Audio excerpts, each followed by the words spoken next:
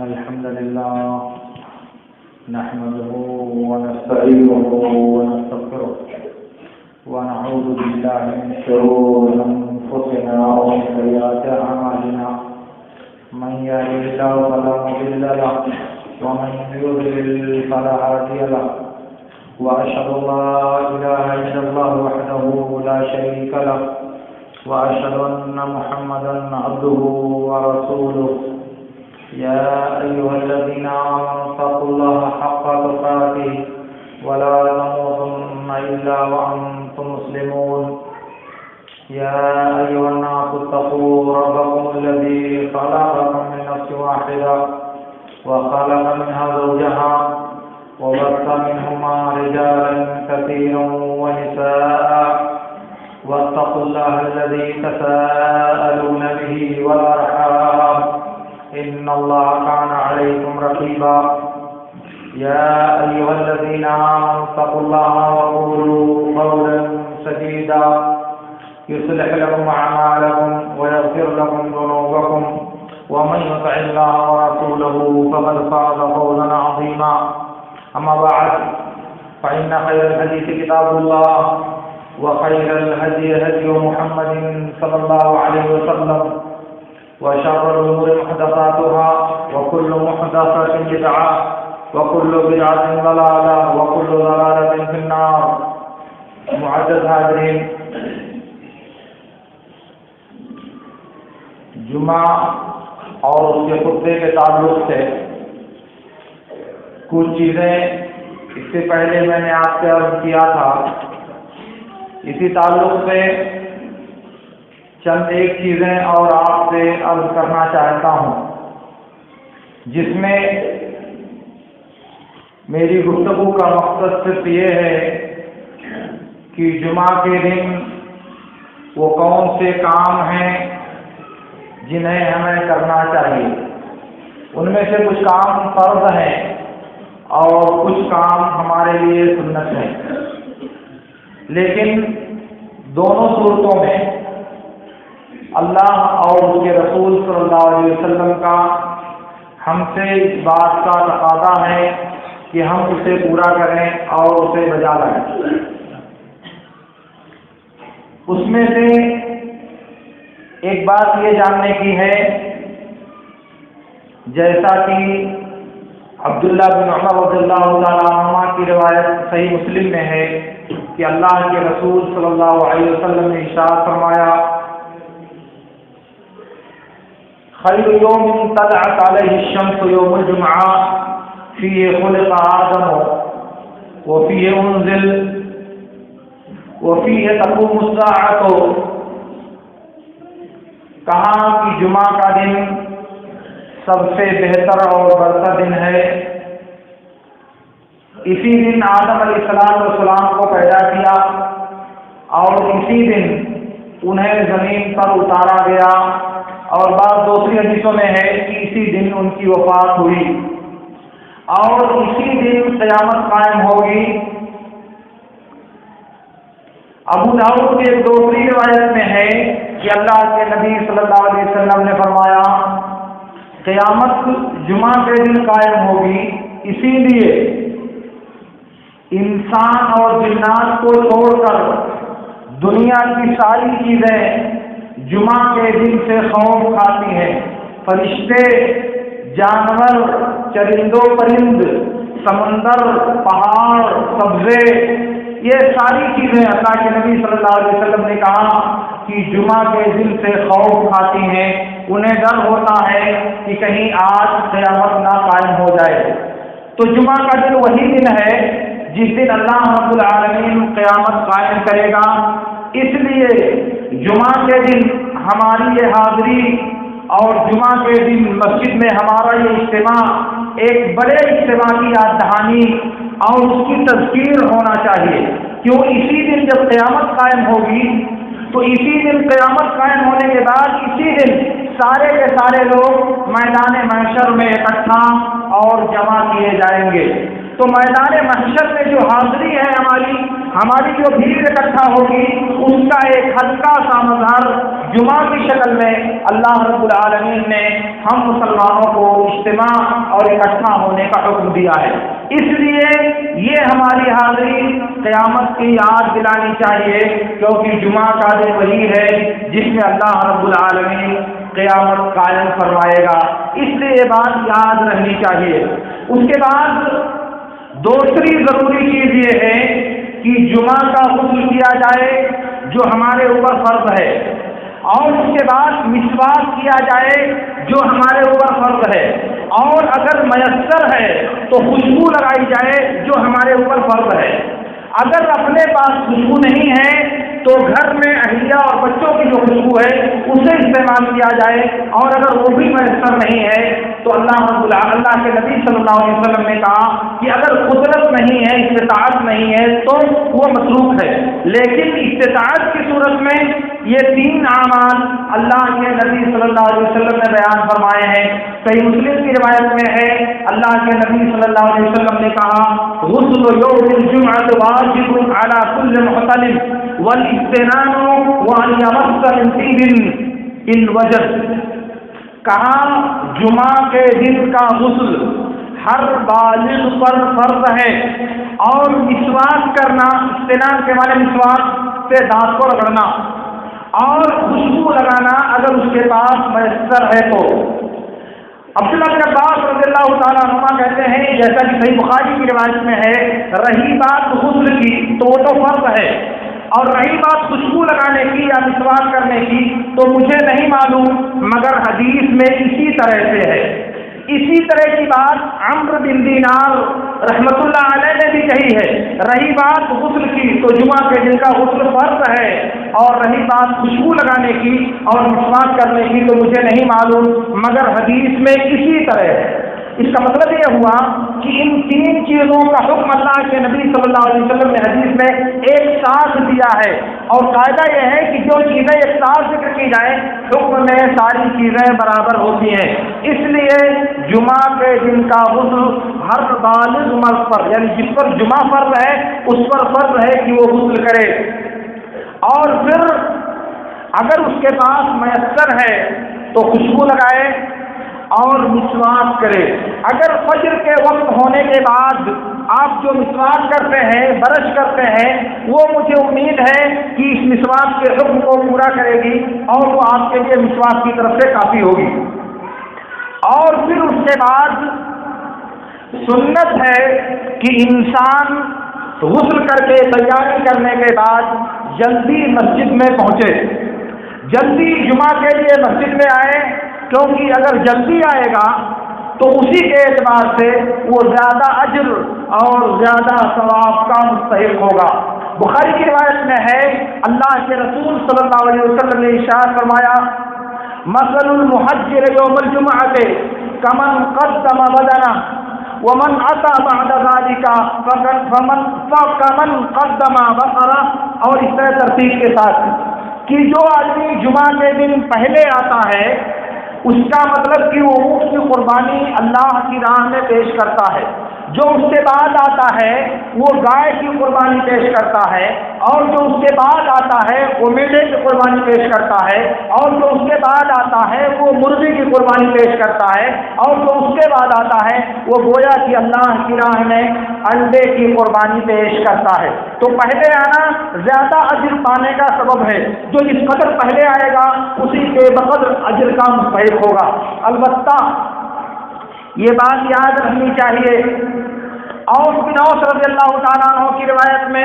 اسی طرح ابو سعید خدری اور بعض دوسرے صحابہ کرام کی روایت میں، سنن نسائی اور سنن ابی داؤد میں بسند صحیح مروی ہے، اللہ کے رسول صلی اللہ علیہ وسلم نے فرمایا الجمعۃ 12 ساعۃ، الجمعۃ 12 ساعۃ وفيها ساعة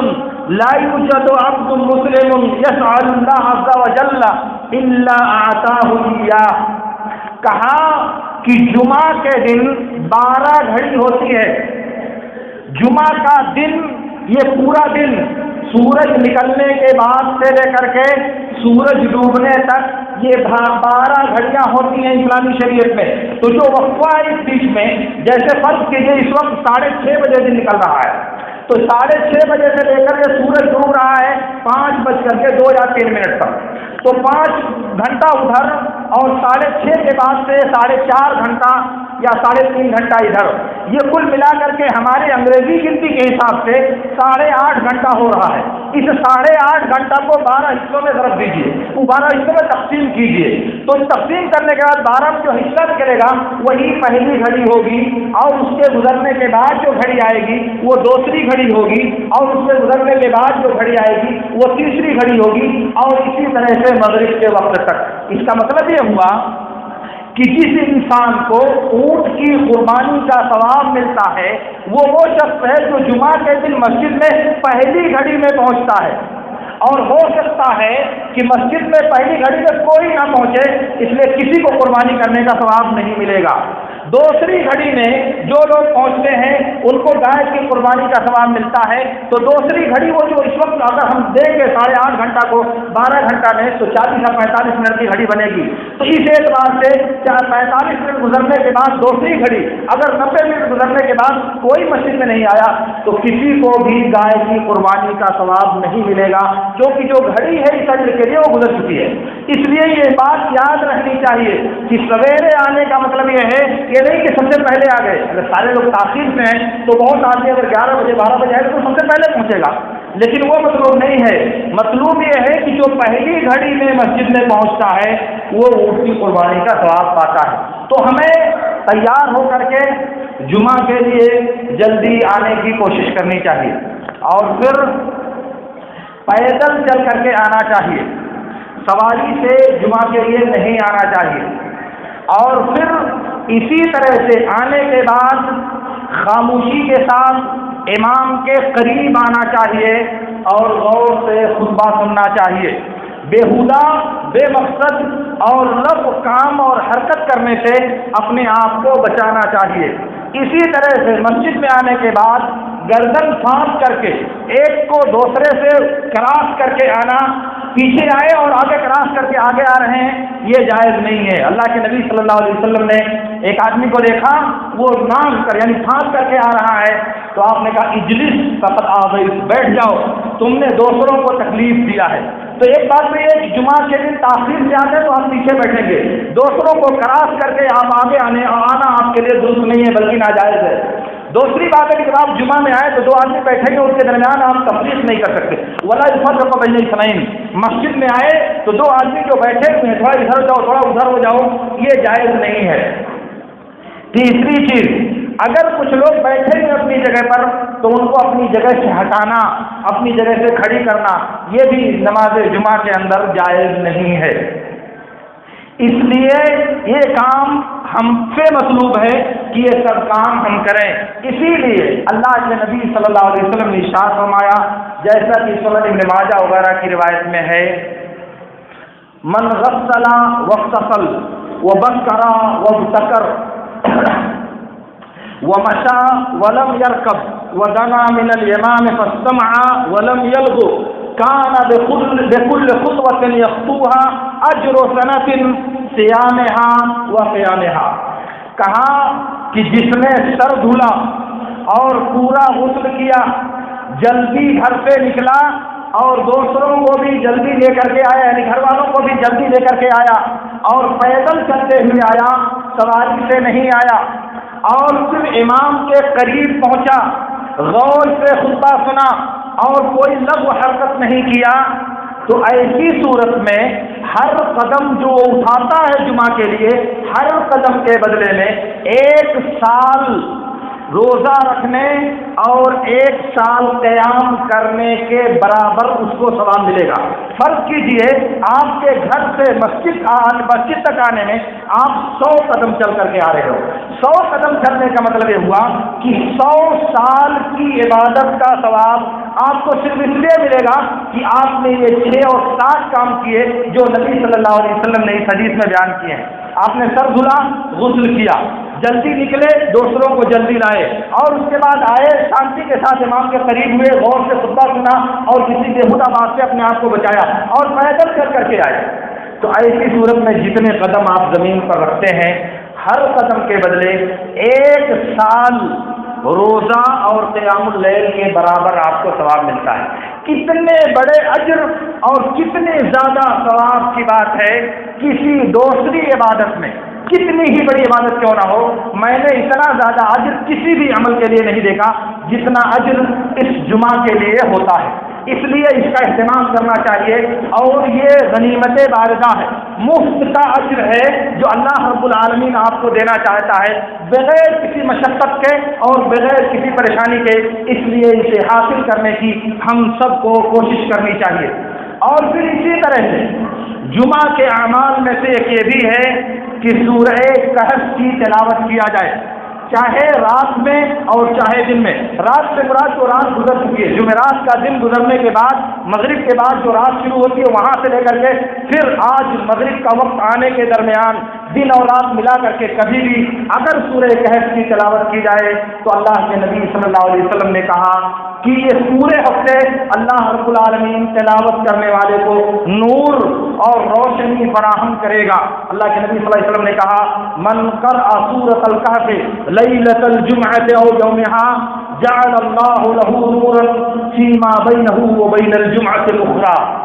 کہ جس نے جمعہ کے دن یا اس کی رات میں سورہ کہف کی تلاوت کیا تو اللہ رب العالمین ہفتہ بھر اس کے لیے اس کی وجہ سے نور اور روشنی فراہم کرے گا۔ اور بعض دوسری روایتوں میں ہے کہ اللہ رب العالمین اس تلاوت کرنے والے انسان کو دجال کے فتنے سے محفوظ رکھے گا۔ تو یہ ایک اجر ہے اس انسان کے لیے جو جمعہ کے دن سورہ کہف کی تلاوت کرنے کا اہتمام کرے۔ اسی طرح سے حدیث میں آتا ہے، سنن ابی داؤد اور سنن ترمذی کی روایت میں ہے، اللہ کے نبی صلی اللہ علیہ وسلم نے فرمایا اذا نعس احدكم يوم الجمعة فليتحول عن مكانه، کہا کہ جس آدمی کو جمعہ کے دن اونگ آئے،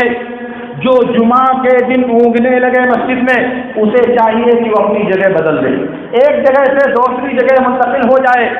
یہ اللہ کے نبی صلی اللہ علیہ وسلم کا حکم ہے ان لوگوں کے لیے جو مسجد میں دوران خطبہ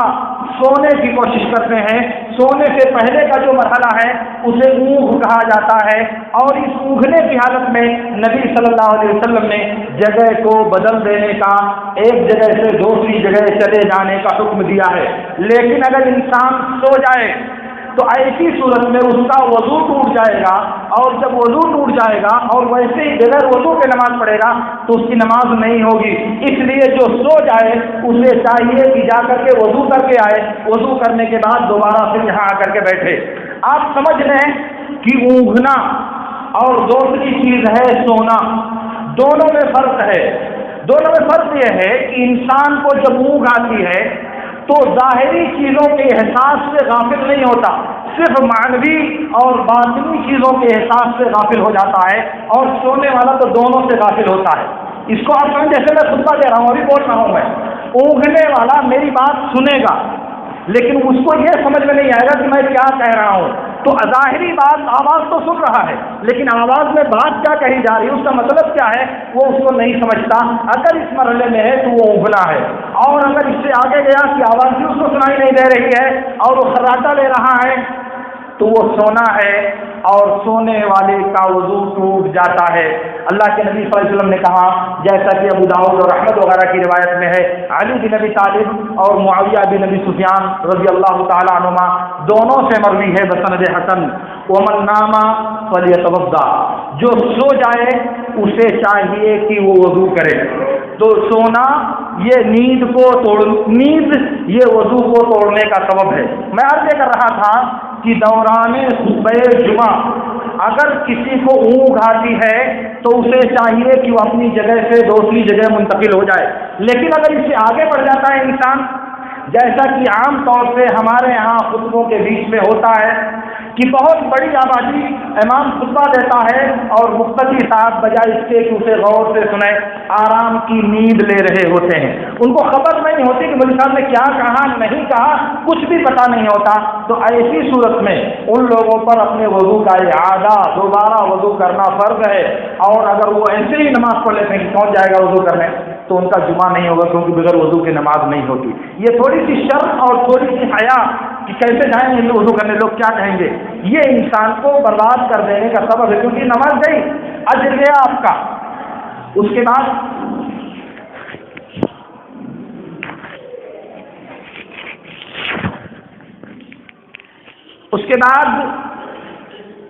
اس دن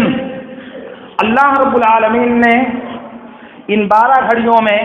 ایک گھڑی ایسی رکھی ہے جس میں اگر کوئی بھی چیز دنیا اور آخرت کی کوئی بھی بھلائی اگر اللہ رب العالمین سے مانگی جائے تو اللہ رب العالمین اسے ضرور دیتا ہے۔ اگر اس گھڑی میں اللہ سے کچھ بھی سوال کیا جائے اللہ رب العالمین اس سوال کو قبول کرتا ہے، بشرط یہ ہے کہ وہ گھڑی انسان کو ملنی چاہیے جس گھڑی میں اللہ رب العالمین ایسا کرتا ہے۔ اس بارے میں اگر اہل علم کے اقوال دیکھے جائیں تو مجھے لگتا ہے تقریباً 46 قول ہیں اہل علم کے کہ وہ گھڑی کون سی ہے، اور ان میں سب کو حافظ ابن حجر نے فتح الباری میں ذکر کیا ہے، لیکن احادیث کو دیکھنے کے بعد جو بات راجح سمجھ میں آتی ہے وہ یہ ہے کہ جمعہ کے دن قبولیت کی یہ گھڑی عصر کے بعد اور سورج ڈوبنے سے پہلے ہے۔ بالضبط 12 گھڑیوں میں سے جو 12ویں گھڑی آخری گھڑی مغرب سے پہلے وہی ساعت اجابت ہے جس میں اللہ رب العالمین بندے کی دعا کو قبول کرتا ہے۔ اس کے لیے ایک بات تو یہ ہے، اللہ کے نبی صلی اللہ علیہ وسلم نے فرمایا الجمعۃ 12 ساعۃ وفيها ساعة لا يسأل الله فيها عبد إلا آتاه إياه فاطلبوه في الساعة الآخرة بعد العصر قبل المغرب۔ کہا کہ 12 گھڑیوں میں ایک گھڑی ایسی ہے جس میں اللہ رب العالمین دعا کرنے والے کی دعا کو، مانگنے والے کی طلب کو قبول کرتا ہے۔ وہ گھڑی 12ویں گھڑی یعنی عصر کے بعد مغرب سے پہلے جمعہ کی آخری گھڑی ہے، جمعہ کی آخری گھڑی ہے، اس لیے مغرب سے قبل جمعہ کا جو دن ہے یعنی مغرب سے پہلے 40 منٹ مان لو اگر ایک گھڑی بنتی ہے، 45 منٹ بنتی ہے، 50 منٹ بنتی ہے، تو وہی دعا کی قبولیت کا وقت ہے۔ اسی میں انسان کو اللہ رب العالمین سے دنیا اور آخرت کی ساری بھلائیوں کو مانگنے کا اہتمام کرنا چاہیے۔ سنن کی ایک دوسری روایت میں ہے، عبداللہ بن سلام رضی اللہ تعالیٰ عنہ کہتے ہیں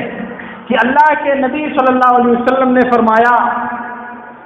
کہ جمعہ کے دن ایک گھڑی ایسی ہے کہ اس گھڑی میں اگر بندہ اللہ تعالیٰ سے کسی چیز کا سوال کرے تو اللہ تعالیٰ اس کے مطلب اور اس کی مراد کو پورا کرتا ہے۔ میں نے کہا اللہ کے رسول وہ گھڑی کب ہے؟ کہا کہ وہ گھڑی عصر کے بعد ہے۔ میں نے کہا اللہ کے رسول عصر کے بعد تو نماز پڑھنے کا وقت نہیں ہے، اور آپ نے کہا کہ جو بندہ اس گھڑی میں کھڑے ہو کر اللہ کے لیے نماز پڑھتا ہے اور اللہ سے دعا کرتا ہے تو اللہ تعالیٰ اس کی دعا قبول کر لے گا، اور آپ نے عصر کے بعد نماز پڑھنے سے منع کیا ہے۔ تو نبی صلی اللہ علیہ وسلم نے کہا ہاں کیا تم کو معلوم نہیں ہے لا یزال العبد فی صلاۃ منتظر الصلاۃ، کہا کہ بندہ جب نماز کا انتظار کرتا ہے تو وہ نماز ہی میں رہتا ہے، اس لیے عصر کے بعد کا جو وقت ہے وہ وقت ممانعت ہونے کے باوجود اگر انسان مسجد میں مغرب کے انتظار میں بیٹھا ہے تو میرے نبی صلی اللہ علیہ وسلم نے کہا کہ وہ نماز کے اندر ہے۔ اسی طرح کا ایک واقعہ ابو ہریرہ اور عبداللہ بن سلام رضی اللہ تعالیٰ عنہ کے درمیان مروی ہے۔ ابو ہریرہ رضی اللہ تعالیٰ عنہ سے عبداللہ بن سلام رضی اللہ تعالیٰ عنہ نے کہا کہ جمعہ کے دن ایک گھڑی ایسی ہے کہ جس میں بندہ اللہ تعالیٰ سے جو بھی سوال کرتا ہے، جو بھی دعا اللہ سے کرتا ہے، اللہ تعالیٰ اس کی دعا کو قبول کرتا ہے۔ ابو ہریرہ نے کہا کہ عبداللہ بن سلام تم کو معلوم ہے کہ یہ گھڑی کون ہے؟ کہا مجھے پتا ہے کہ یہ گھڑی کون سی ہے۔ کہا کون سی گھڑی ہے؟ کہا کہ جمعہ کے دن عصر کے بعد مغرب سے پہلے آخری گھڑی جمعہ کی۔ کہا تم کو یہ کیسے معلوم؟ اللہ کے نبی صلی اللہ علیہ وسلم نے عصر کے بعد نماز پڑھنے سے منع کیا ہے، پھر اس وقت نماز پڑھنے کی بات کیسے آئے گی کہ بندہ اس گھڑی میں کھڑے ہو کر اللہ کے لیے نماز پڑھتا ہے اور پھر اللہ تعالیٰ سے دعا کرتا ہے؟ تو عبداللہ بن سلام نے کہا کہ ابو ہریرہ تم کو معلوم نہیں کہ بندہ جب مسجد میں بیٹھا ہوتا ہے اور صرف نماز کے انتظار میں بیٹھا ہوتا ہے، لا یحدث الا الصلاۃ، صرف نماز پڑھنا اس کا مقصد ہوتا ہے، تو وہ برابر مسلسل نماز کے اندر رہتا ہے۔ تو اس لیے ابو ہریرہ رضی اللہ تعالیٰ عنہ نے عبداللہ بن سلام رضی اللہ تعالیٰ عنہ کے اس استدلال کو اس حدیث کی وجہ سے تسلیم کر لیا۔ اسی لیے بعض روایتوں میں بسند صحیح ثابت ہے، ابو سلمہ بن عبد الرحمن بن عوف رحمۃ اللہ علیہ نے کہا کہ بہت سے صحابہ کرام اکٹھا ہوئے اور انہوں نے آپس میں بحث کیا، مذاکرہ کیا کہ جمعہ کی آخری گھڑی کون سی ہے، وہ ساعت اجابت جس میں اللہ رب العالمین دعا کو قبول کرتا ہے، وہ گھڑی جمعہ کے دن کب ہوتی ہے؟ تو انہوں نے کہا کہ تمام صحابہ کا اس بات پر اتفاق تھا کہ وہ گھڑی جمعہ کی آخری گھڑی اور مغرب سے پہلے ہے، جمعہ کی آخری گھڑی اور مغرب سے پہلے ہے۔ تو میں کہنا یہ چاہ رہا تھا کہ جمعہ کے دن یہ گھڑی اللہ رب العالمین نے ہم انسانوں کو دیا ہے، اس لیے کہ اگر اللہ رب العالمین سے ہم سوال کرنا چاہیں، اللہ رب العالمین سے ہم مانگنا چاہیں، تو اس گھڑی میں جستجو کر کے، اس گھڑی میں کوشش کر کے، اس گھڑی میں اپنے وقت کی، اپنی راحت کی، اپنی چاہت کی، اپنی تجارت کی، اپنی خواہشات کی ذرا سا قربانی دے کر کے رب سے اپنی مراد کو مانگ کر اسے حاصل کر سکتے ہیں، رب کے